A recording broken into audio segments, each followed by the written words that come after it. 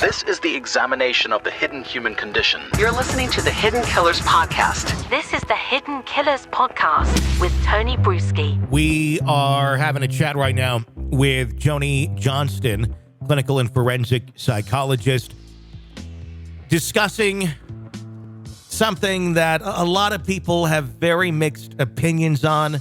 Leslie Van Houten being released from jail. This is someone who was once on death row, then it was life, and now out on parole at 73 years old. She was one of the Manson family back in the day. Let me get your thoughts on this. Obviously, she was part of Manson's gang back on August 10th of 1969. She was one of the people with a knife that stabbed Rosemary LaBianca in the bedroom with a bayonet. So much so, 16 times, it actually exposed LaBianca's spine. I mean, I'm not trying to get graphic on the show. I don't like doing that, but I think the gravity of this crime should be remembered for what it is.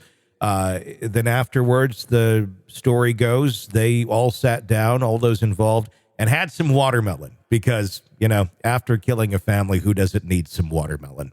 It's horrific. And obviously, she's been behind bars for many, many decades. Now, 73 years old, has been a model prisoner. Okay. I don't think there's a lot of fear that this woman's going to come out and go on another stabbing spree. But is this a case? Is there ever a time when someone commits a crime like that they should be released, even if they've been model? You know, Tony, I think that depends on who you ask. Yeah. I mean, it really does. I mean, if it was my parents who were murdered, I don't know how I would feel about that. Sure. You know, if my sister, my brother, I might feel very, very differently. I think, you know, we've had this discussion before as well, you know, in terms of what is our criminal justice system for? You know, what is incarceration for?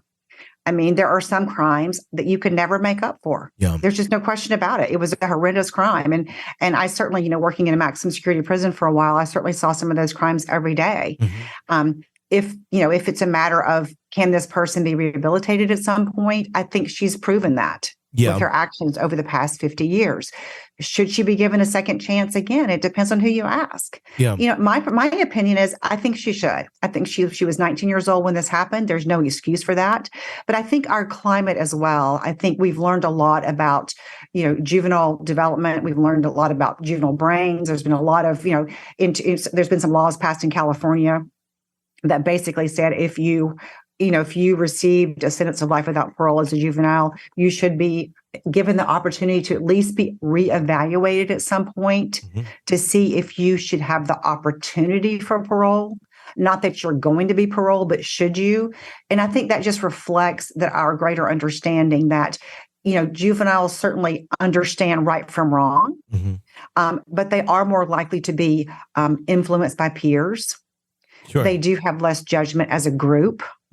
So there are some things that are different developmentally for, you know, adolescents, even young adults that are different from when you're 40 years old. No question about that. That's the reason most people, when they enter prison, are in their, you know, early 20s or 20s, because as we age, we see things differently. Sure. We often see things clearer.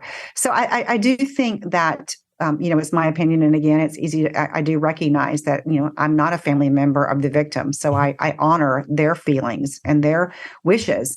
I think from a criminal justice perspective, I do think she deserves to be let out at this point, and that she has demonstrated that she is not the same person that she was at 19. What's interesting, we're almost talking about two different ways of looking at it. From the psychological standpoint and the criminal justice standpoint, we do understand how people change and how they can grow and how one can be rehabilitated from the, cult-like state that she was in with Manson. And from that perspective, very likely at 73, she's about as rehabilitated as going to get. Yes. But also from the standpoint then of what she did do, that there are still victim families out there who remember this, who had a loved one stolen from them by her. Should the decision of release be based on part one, where it's strictly, the psychological rehabilitation, criminal justice end of it? Or should we be going back to those victims' families every time and go, what do you guys think? Should this be your decision of if this person should be let out based on the crimes committed? It's interesting because I do think there's an argument to be made, and I would hope that families have some input. They always have an opportunity to parole hearing to present their perspective and to prevent, to kind of revisit the impact this crime has had on them. And I think initially it feels like, okay, that's how it should be. Every time this happens, the victim's family should be the ones to make the decision. I think that while there's an argument to be made, that's also in some respects kind of a not random, but a quote unfair way of looking at it. I mean, there's a man in San Diego whose son was killed, and he immediately by a 14-year-old gang member, and he immediately forgave this person and developed a relationship with him. I mean, would that be fair? If the measure was, okay, this victim's family member has forgiven this person and is now saying 5 years later, I think this person should be released. I think there are many people in society who would say no, right? This person hasn't paid the price. Sure. They committed a horrible crime. So it's such a difficult conversation to have and a very, very difficult decision. Do I think that families should always have some influence? Yes, I do. And they should always be part of that discussion. Do I think they should be the final decision makers?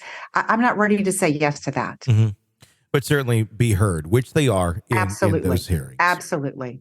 You're locked into the Hidden Killers podcast. Want more? Start binging on all of our true crime podcasts right now through Apple Podcasts and get an ad-free experience when you sign up to be a True Crime Today Premium Plus member exclusively on Apple Podcasts. More of the Hidden Killers podcast dropping soon. Press subscribe now.